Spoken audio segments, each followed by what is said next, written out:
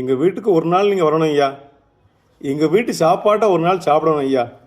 இப்படி பெருந்தலைவர் காமராஜரிடம் பார்க்கும் போதெல்லாம் புரட்சித் தலைவர் அப்போது நடிகராக இருந்தார் எம்ஜி ராமச்சந்திரன் எம்ஜிஆர் கேட்பது வழக்கமாக வைத்தது. அவருக்கு ரொம்ப நாள் ஆசை, தலைவரை கூப்பிட்டு நம்ம வீட்டில் ஒரு நாளைக்கு சாப்பாடு போடணும்னு சொல்லி. அது உண்மையான ஆசை, உள்ளூர் ஆசை.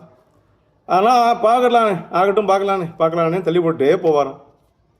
அப்புறம் ஒரு நாள் சிவாஜி கணேசன்லாம் அங்கே இருக்கிற போதே அன்றைக்கும் அவர் கேட்டார், ஒரு நேரம் சாப்பிட வரணும் ஐயான்னு. அப்போ தலைவர் சொன்ன பதில் இதுதான், ராமச்சந்திரா, நீ கூப்பிட்ற அன்பு எனக்கு புரியுது, உன் பாசம் புரியுது, உன் வீட்டை என்னை சாப்பிட வைக்கணுங்கிற அதிகமான உள்ளார்ந்த அன்பும் எனக்கு புரிகிறது. ஆனால் அதை என்னால் ஏற்றுக்கொள்ள முடியவில்லையப்பா, தயவுசெய்து என்னை மன்னிச்சிக்கோ. ஏன்னா உன் வீட்டு சாப்பாட்டை பற்றி நான் ரொம்ப கேள்விப்பட்டிருக்கேன். வந்தவனெல்லாம் உட்கார வச்சு நல்லா உபசரித்து நல்ல சாப்பாடு போடுவேங்கிறதெல்லாம் நான் கேள்விப்பட்டிருக்கேன். அது கொஞ்சம் பாராட்டுறேன், வாழ்த்துறேன். உன் வீட்டு சாப்பாடு, குறிப்பாக கருவாட்டு குழம்பு, அந்த அசைவ வகைகளெல்லாம் ரொம்ப பிரபலமாக இருக்குது, என் காதுக்கு வரும். அடுத்தவனுக்கு பசி ஆத்துறது நல்லது தானே, அது நீ செய்கிற.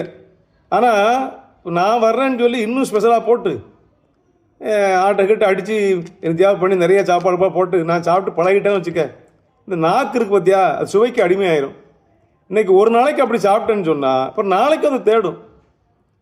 அப்போ என் நாக்கை நான் அடிமையாக்கிட்டேன்னா எனக்கு அந்த வசதி கிடையாது. இன்றைக்கி ஒரு நாளைக்கு உன் வீட்டில் வசதியாக சாப்பிட்ருவேன், நாளைக்கு அதை வாங்கி சாப்பிட என்கிட்ட வசதி இல்லையே, நான் சாப்பிட்ற ரேஷன் சோறு தானே. அதனால் தயவுசெய்து மன்னிச்சிரு, கேட்டதுக்கு நன்றிப்பா என்று சொன்னாராம்.